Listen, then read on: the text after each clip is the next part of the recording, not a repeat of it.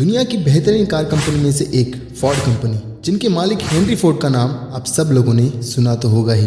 लेकिन उस टाइम पे यानी कि 1930 में उनकी इतनी बड़ी सफलता पाने का रहस्य क्या वो आपको पता है? आज का ये वीडियो कुछ खास होने वाला है और आप सब लोगों को कुछ ऐसा पता चलने वाला है जिससे कि आप उन 99 लोगों में से हटकर 1% सक्सेसफुल लोगों में आ जाओगे। तो keep watching this video to and.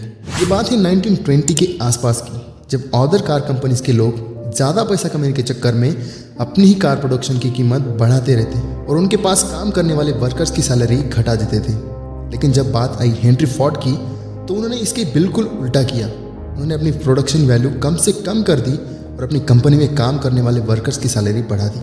और कुछ ऐसा करने से परिणामवश आप यकीन नहीं करोगे, महज कुछ ही सालों में हेनरी फोर्ड अमेरिका के सबसे अमीर इंसानों में से एक बन गए। 1930 में उन्होंने सिर्फ अमेरिका में ही 2.5 करोड़ की सबसे बड़ी सेल कर दी। और आप जानकर हैरान हो जाएंगे कि यह टाइम वो था जहां कार्स अलग अलग देशों में देखने तक को मुश्किल थी।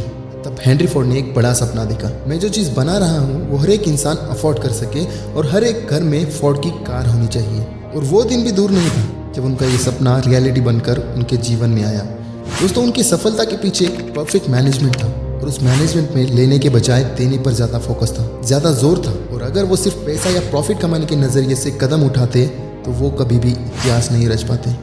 इसलिए उन्होंने अपने बिजनेस का पॉइंट ऑफ व्यू यही रखा, ज़्यादा से ज़्यादा लोगों को कम से कम कीमत में सबसे बेहतर चीज़ मिले। और साथ ही साथ उन्होंने अपने वर्कर्स का भी ध्यान रखते हुए उनकी नीड्स को समझा और उनकी आर्थिक स्थिति बेहतर बनाने, काम के बदले उनको सही से पैसे मिल रहे हैं कि नहीं और वो अपने फ्यूचर के लिए बचत कर पा रहे हैं कि नहीं, इन चीज़ों का भी बड़ा अच्छा ध्यान उन्होंने रखा। इसका फ़ायदा वर्कर्स मन लगाकर काम करने लगे और कार्स की प्रोडक्शन का खर्चा भी कम हो गया। देखो दोस्तों, जीवन में वही इंसान सफल हुआ है जिसने लेने से ज़्यादा देने पर फोकस किया है।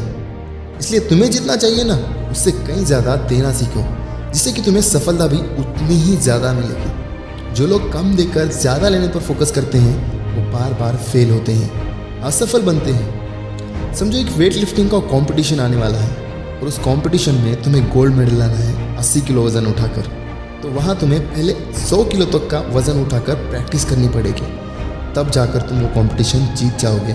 मेरे बोलने का मतलब है, तुम्हें जितना चाहिए उससे ज़्यादा तुम्हें देना पड़ेगा, वरना सक्सेस तुमसे हमेशा के लिए दूर ही रहेगी।